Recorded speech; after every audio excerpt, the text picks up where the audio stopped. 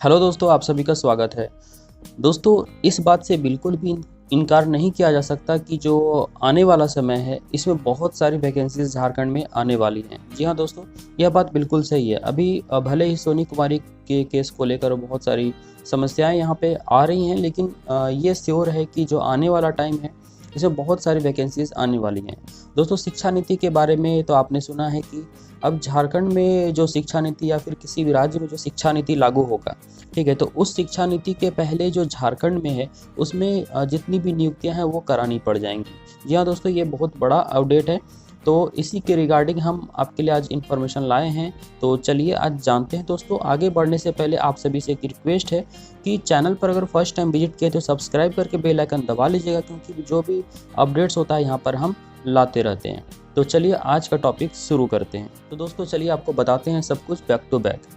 तो देखिए, राष्ट्रीय शिक्षा नीति लागू करने से पहले झारखंड में 95,897 शिक्षकों की नियुक्ति करनी होगी। राज्य के विभिन्न विद्यालयों में इतने ही पद खाली हैं। इस नीति पर अमल की शुरुआत में ही शिक्षकों के सभी खाली पदों को भरने की सिफारिश की गई है।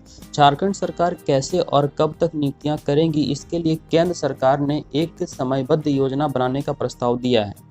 साथ ही कहा है कि हर स्कूल में छात्र शिक्षक के अनुपात को ठीक करने की ज़रूरत है। इसके तहत प्रत्येक 30 छात्र पर एक शिक्षक का होना जरूरी है। हालांकि सामाजिक और आर्थिक रूप से कमज़ोर बच्चों की अधिकता वाले क्षेत्रों में प्रत्येक 25 बच्चों पर एक शिक्षक रखने को कहा गया है। हालांकि अभी झारखंड सरकार की ओर से इस दिशा में कोई पहल नहीं की गई है। दोस्तों, वहीं आगे बता दूं कि राज्य के 13 अनुसूचित जिलों में नियुक्तियां, हाई स्कूलों में 36,086 शिक्षकों की नौकरी पर तलवार लटकी हुई है।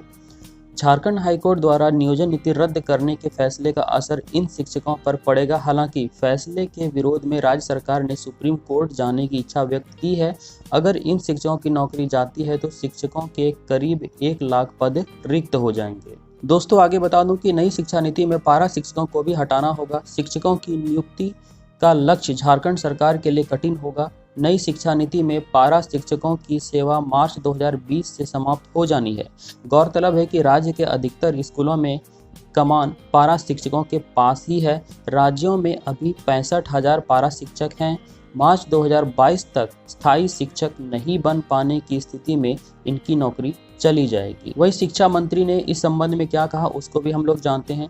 शिक्षा मंत्री जगन्नाथ महतो ने कहा है कि नियुक्ति का आदेश देने के पहले केंद्र को यह बताना चाहिए कि वह राज्य को क्या मदद करेगा। नए सिरे से इतने शिक्षकों की नियुक्ति पर जो भार राज्य पर पड़ेगा, उसे केंद्र सरकार को भी वहन करना चाहिए। तो दोस्तों, ये था बहुत बड़ा अपडेट, यानी कि जितने भी राज्य हैं उसमें शिक्षा नीति को लागू अगर करना है तो उसमें 95,897 पदों को भरना पड़ेगा। ठीक है, अभी यहाँ पे आपको पता है कि झारखंड में सोनी कुमारी का जो केस चल रहा है, इस लेकर बहुत सारी समस्याएं बनी हुई हैं। इवन कि जो शिक्षक से रिलेटेड नहीं है, जैसे कि पंचायत सचिव या फिर और जो भी है, उसमें बहुत सारी प्रॉब्लम्स आ रही हैं। तो दोस्तों, अब थोड़ा वेट कीजिए, कुछ ना कुछ अच्छा ज़रूर सुनने को लिए मिलेगा। तो जो भी अपडेट होगा हम आप तक लाएंगे। चैनल पर अगर फर्स्ट टाइम विजिट किया तो सब्सक्राइब किए बिना बिल्कुल मत जाइएगा। सब्सक्राइब करके बेल आइकन जरूर दबाइएगा, तभी आपको सारा नोटिफिकेशन मिलता रहेगा। तो मिलते हैं अगले अपडेट के साथ। धन्यवाद।